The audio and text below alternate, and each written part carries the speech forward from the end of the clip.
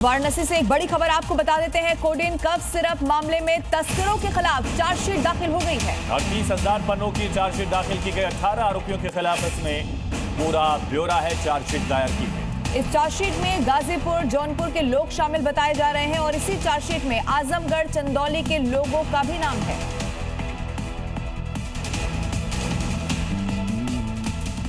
उत्तर प्रदेश में शहर शहर स्मार्ट मीटर पर अब बवाल भी शुरू हो गया है। लोग बढ़े हुए बिजली बिल की वजह से बहुत ज्यादा परेशान हैं। दरअसल इस पूरे इलाके में प्रीपेड स्मार्ट मीटर लगाए गए हैं, लेकिन अब शिकायत इस बात की है कि इसका बिल बहुत ज्यादा आ रहा है। और यही वजह है कि महिलाओं ने सड़कों पर उतरकर प्रदर्शन किया, बिजली विभाग के दफ्तर का घेराव किया। ये तस्वीरें जालौन की है, जहां घरों से महिलाओं ने स्मार्ट मीटर उखाड़कर बिजली विभाग के दफ्तर पहुंच गई।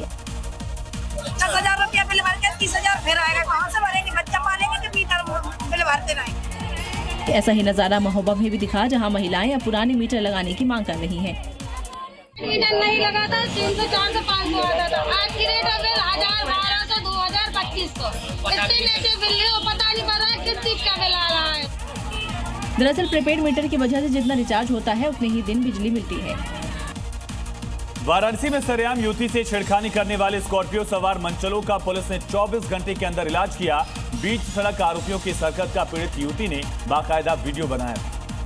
स्कॉर्पियो में बैठे इन युवकों की हिमाकत देखिए, लगता है इनको ना तो पुलिस का कोई डर है और ना ही कानून का कोई खौफ। देखिए कैसे सरेआम युवती से छेड़छाड़ कर रहे हैं। इतना ही नहीं, छेड़छाड़ का विरोध करने पर पिटाई करने की धमकी दे रहे हैं।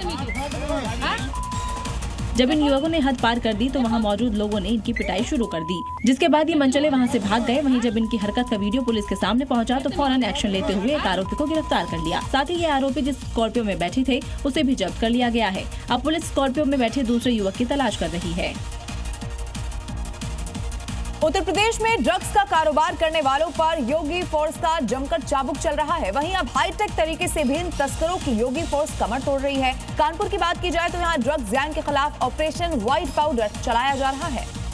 इसके तहत ड्रग्स लेडी गैंग पर स्ट्राइक के लिए ड्रोन का इस्तेमाल हुआ।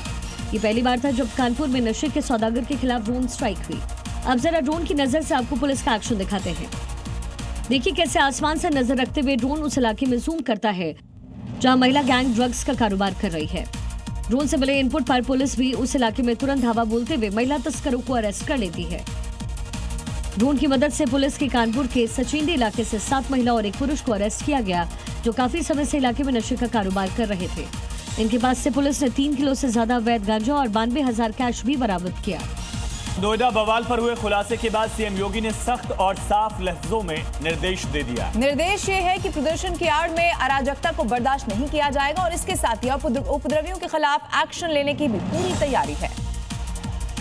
जिन उपद्रवियों ने नोएडा के चौराहे पर श्रमिक प्रदर्शन की आड़ में आगजनी की, जिस चौराहे पर से पत्थर फेंके गए थे, जिन सड़कों पर खड़े होकर बवाल किए गए थे, अब वहां उपद्रवियों के पोस्टर लगेंगे। उन्हें सबक सिखाया जाएगा कि उत्तर प्रदेश में अगर हिंसा करने की कोशिश करोगे तो क्या अंजाम होगा। दरअसल सीएम योगी ने अधिकारियों के साथ बैठक में कहा कि गैर श्रमिक उपद्रवी तत्वों की पहचान कर उनकी तस्वीरें सार्वजनिक स्थलों पर प्रदर्शित की जाएं। इतना ही नहीं, योगी ने अफवाह और दुष्प्रचार फैलाने वालों पर भी सख्त कार्रवाई करने और साथ ही सोशल मीडिया पर लगातार मॉनिटरिंग के भी निर्देश दिए। यानी उत्तर प्रदेश में अब उपद्रवियों की डेंटिंग पेंटिंग की तैयारी है। वहीं लखनऊ में रियल एस्टेट के नाम पर ठगी करने वाले गैंग पर बड़ी कार्रवाई। इस गैंग की करोड़ों रुपए की संपत्ति को अब कुर्क कर दिया गया है। इस कार्रवाई को मोहनलालगंज और नगराम पुलिस की संयुक्त टीम ने राजस्व विभाग के साथ मिलकर अंजाम दिया। 5.78 करोड़ रुपए से ज्यादा की अवैध संपत्ति को कुर्क किया। पुलिस के मुताबिक गैंग का लीडर प्रमोद कुमार उपाध्याय खुद को प्रतिष्ठित कंपनी का प्रतिनिधि बताकर फर्जी जमीन दिखाता और प्लॉट बेचता था। साल 2020 से अब तक लखनऊ में कई जगहों पर इस गिरोह के खिलाफ धोखाधड़ी, आपराधिक साजिश और हत्या की कोशिश जैसे 66 मुकदमे दर्ज हैं। अब एक दुखद खबर मिल रही है लखनऊ अग्निकांड से जुड़ी हुई, जिसमें 2 बच्चों की मौत की जानकारी आ गई है और मृतकों के परिजनों को 4-4 लाख का मुआवजा दिया गया है। परिजनों को सहायता राशि सौंप दी गई। पीड़ितों के लिए रहने और खाने की भी व्यवस्था की गई है, इसकी भी पूरी तैयारी है। तो कल लखनऊ में झुग्गियों में आग लग गई थी और काफी देर तक आग भड़कती रही। मुख्यमंत्री योगी आदित्यनाथ ने मामले में संज्ञान लिया, मदद का ऐलान किया गया।